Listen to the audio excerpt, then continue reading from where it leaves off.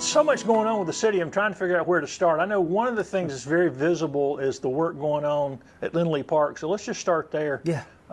Because that seems to be moving pretty well. Remind people about that project and what's going to happen there, when it should be finished, and that kind of thing. Yeah, thanks. And it is, more than anything, it's a project that is moving a lot of dirt. And so the good thing is that it's on time to be completed, just because we hadn't had a lot of rain spring, summer. And so they're telling us that they feel very comfortable that it'll be in the spring of 2025, April, maybe, hopefully 2025. But it's a combination of things. We used a combination of money, and a lot of it was the American Rescue Fund money that had to do with. We had to spend that money on sewer and water, and so part of the expense of the $14 million project had to do with just going in and doing water and sewer as far as that flowed. And I think you'll see that, and we talked about Whitner Creek, sometimes a hidden creek, but it is a Whitner Creek. And we moved 2 ball fields away from there a couple of years ago when we built the new ball fields at the rec complex. And so that will be a green space. It will connect the upper part of Linley Park to the current part of Linley Park, and that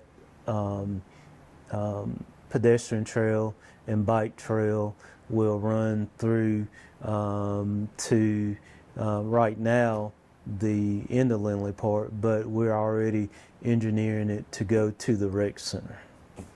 And the water and sewer upgrades will have long-term benefits for that community, right? Not just the park. Oh, for sure. I mean, it's every time we turn around, I mean, we're constantly having to upgrade our water and sewer system, just millions of dollars, because of the infrastructure that goes into making sure that people, number one, get water when they need water, and making sure that the water, once it's treated, it flows to our 2 processing plants, Generosity being one of them. We spent a lot of money over the past couple of years on making sure that processing plant is a good thing. And so while we're talking about recreation, what does it look like for Caters Lake? I know that the city council decided to look at that and move forward. Yes, we had, Caters Lake is about 100 years old. It needed an upgrade.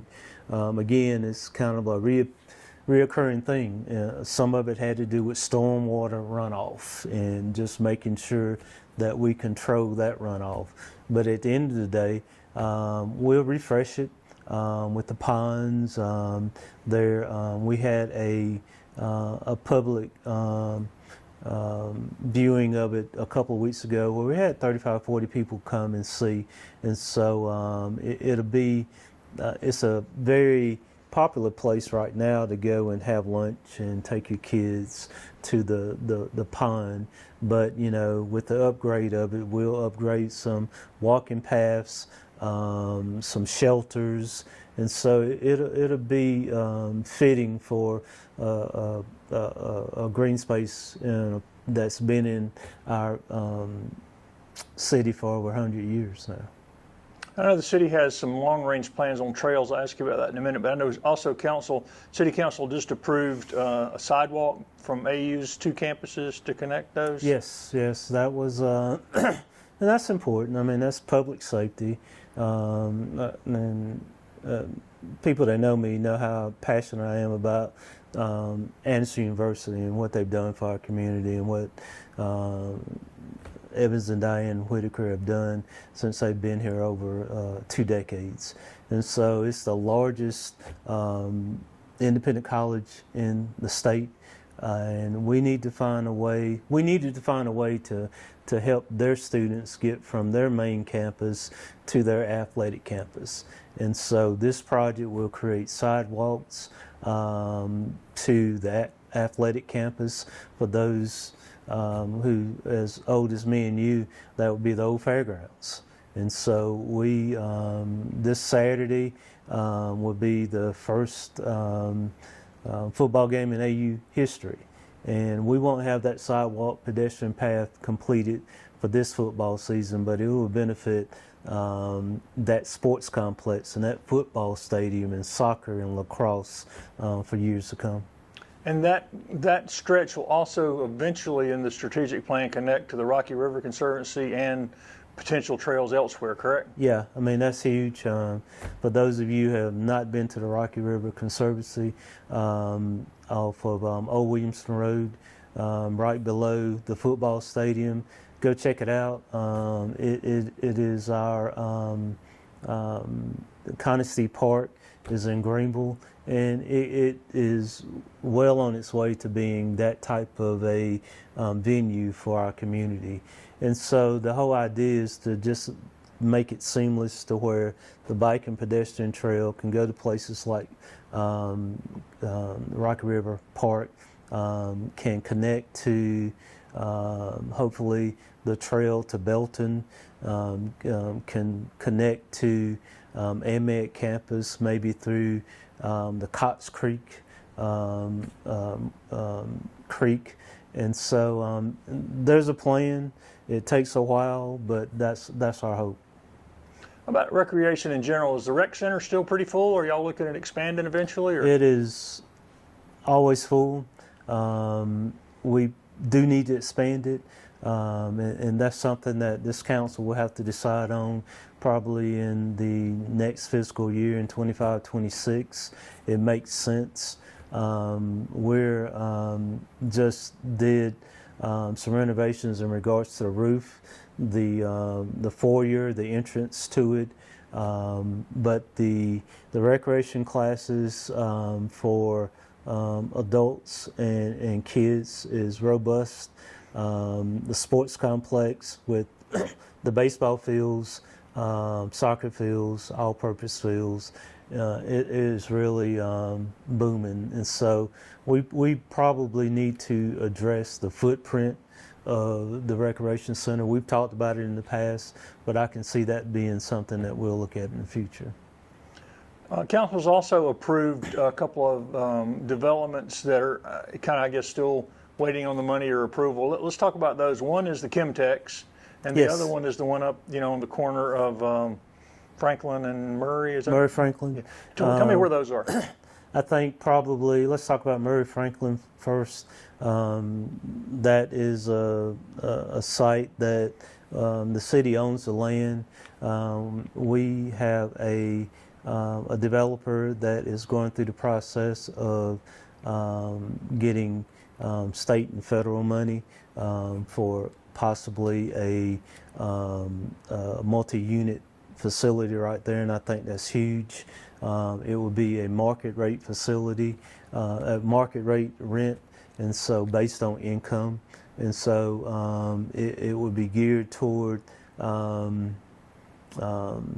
teachers, firefighters, service workers, folks who are working in restaurants down here, proximity of the city, being a walking distance.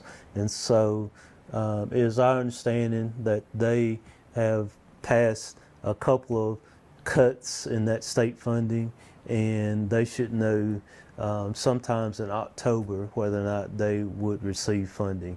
So they feel pretty good about it, and so when they feel good about it, we feel good about it. So if that happens, they will start the process of planning and processing for those units at the end of the year, and it's probably like an 18-month project. So you're probably looking at, if I'm not mistaken, 80 units, probably in the latter part of 25, probably 26. And Chemtech is still on hold. I was just looking at TV today, it's about interest rates and the cost of borrowing. A lot of these developments have trying to find a gap between when we approved it and trying to fill that gap. Hopefully rates will drop and allow them to borrow or find additional partners. But again, that again would be huge for our city to have those units there. And I do believe, we all believe that that's going to happen. What has happened is that the Thunderbird is now open, and I don't know what the occupancy is, but just by going by and driving by, I see more cars in the parking lot, and so you start putting those units downtown. The Palmetto building is the Palmetto Lofts is my understanding is 100% occupied, as would be the Socola and the Calhoun. And so there's a lot of activity, residential activity going on downtown. It sounds like the demand for downtown housing is just continuing to grow too. It is. I mean, it's not only downtown, but in that 3-mile radius of downtown, Linley Park, Calhoun, just in I see East River Street. I just came down East River Street earlier today, and there are 3 units being built, I think, right off of probably the wrong street, Buena Vista, I think. And so, I mean, there's a lot of activity going on within not only the city, but the whole region. Well, speaking of downtown, I know there's a lot of moving pieces in this project too, but City Council approved the paving of Main Street. Yes. And there's a lot of infrastructure stuff. Remind me what has to be done before they can start putting asphalt down. Well, we wanted to make sure that we understood the utilities of Main Street, and also the timing. So probably we determined that Christmas probably would not be a good time to tear down Main Street, because there are a lot of things that go on in the fall. You have several events that we have. Our Farm to Table event that we're having in a few weeks, Christmas. And so we decided consciously to not interrupt the season and to do it in off season. So they're doing engineering right now to figure out if we need to move utilities and doing a lot of the groundwork, but hopefully we can start that project in early 25. The first quarter of 25, that allow us to complete it before there's another busy season. And just to remind everybody, it will go from Tribble Street to River Street. So right before the Bradbury Bistro, where we did that pavement there, so it's going to go from Tribble to River Street. How many miles of municipal roads does Anderson have? Do you know? That is a good question. That is a good question. I always hear the figure that our county partners talk about the county road system. Right. What I will say is a lot of roads within the city are state roads, and probably fewer county roads. And the city roads are generally in existing new neighborhoods, so to speak. Very few city roads, but most of them are state roads. But the city would still benefit from the referendum asking for a 1 penny sales tax to improve the roads. Absolutely, absolutely. I mean, it's that is when you start talking about taxes, you start talking about fees. We went through a situation in South Carolina where we had the lowest gas tax in the country. Our state legislatures improved that, and so we had a tiered system where we raised the gas tax, and that gas tax probably, and I agree, it should have went toward, and it has gone toward interstate bridges, interstate bridges, that critical infrastructure that is needed to transport goods and services throughout the state. Probably more visible to people in upstate would be the interchange at Greenville, where that project was important. The projects to going north to Charlotte, that's important. The I-26 interchange in Columbia is important. The interchanges in Charleston, important again because of goods and services. And the referendum is important because those dollars can be used almost immediately for our community. The dollars that have come from the federal gas tax will not make its way locally in any community for many years.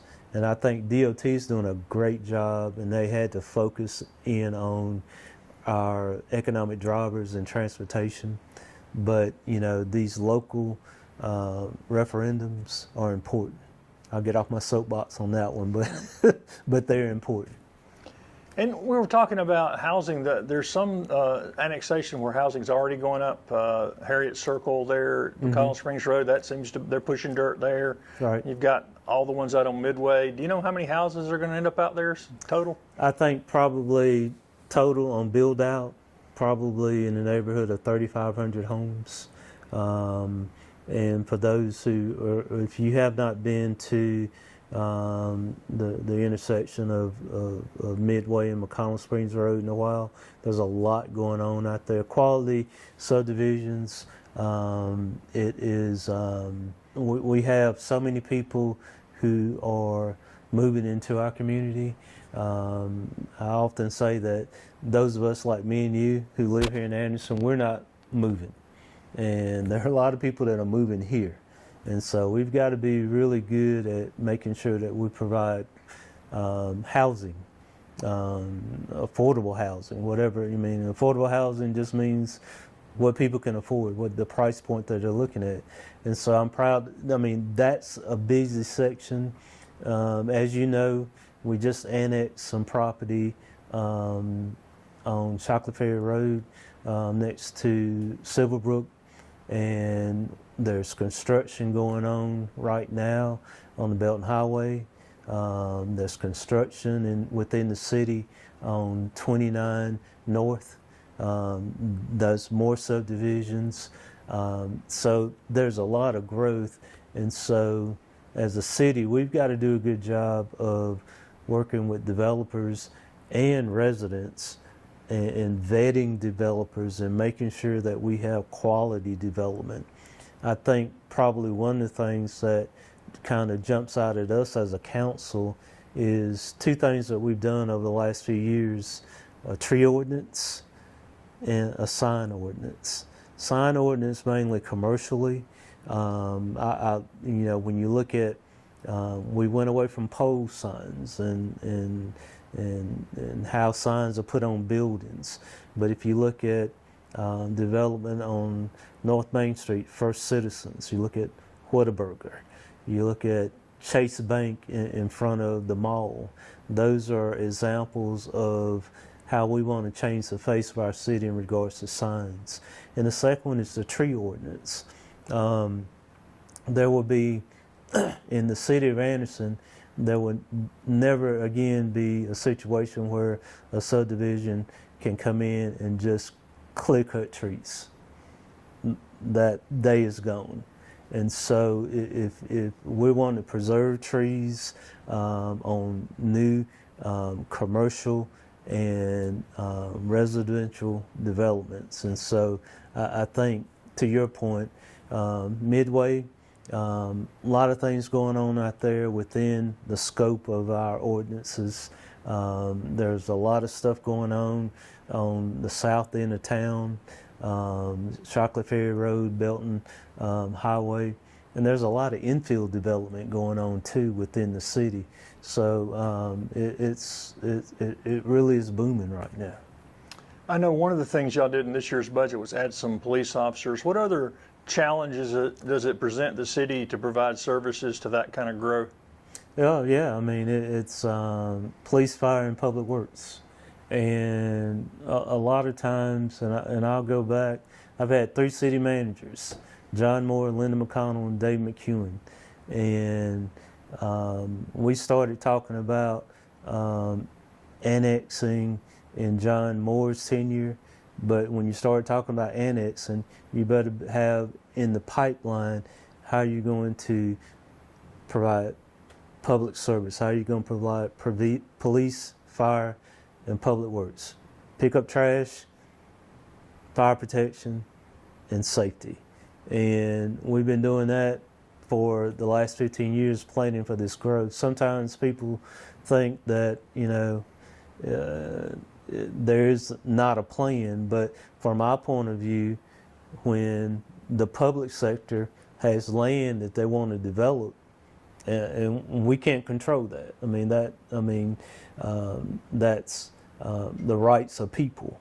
But we've got to be able to provide those 3 services, and so we can't be in a vacuum and say, okay, that's going to happen next year, and we need to react. We've been planning for some of this, all of the growth over the last couple of decades. You mentioned the farm to tables coming up here pretty soon, and then between then and the Christmas tree lighting, anything else going on downtown? There's always something.